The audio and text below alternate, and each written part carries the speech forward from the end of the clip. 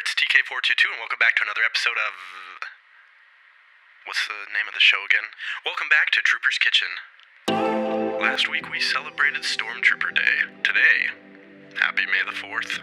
On today's episode of Trooper's Kitchen, we'll be making a snack inspired by the blue macaroons of the Mandalorian, although with our own little twist on that.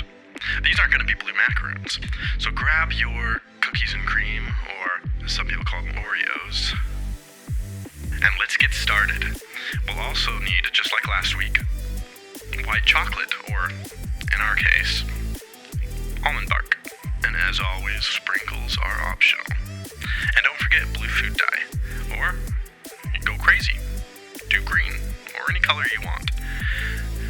And you're going to want to put that blue food dye in the bowl before we melt the chocolate. Do not put it in afterwards.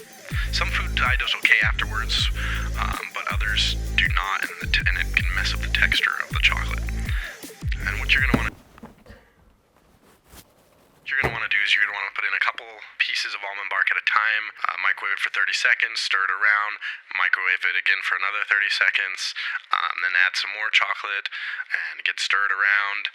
And keep doing this in 30-second increments until the chocolate is fully melted.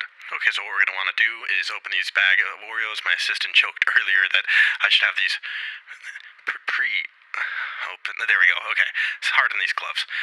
Okay, so what you're going to want to do is just take one of the cookies and you're going to simply dip it right into the blue chocolate.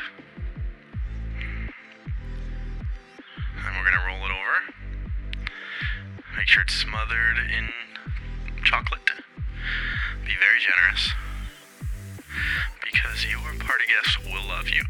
Put it right here. And as you can see, we've got some wax paper set down on this cookie sheet. And our lightsabers from our previous video.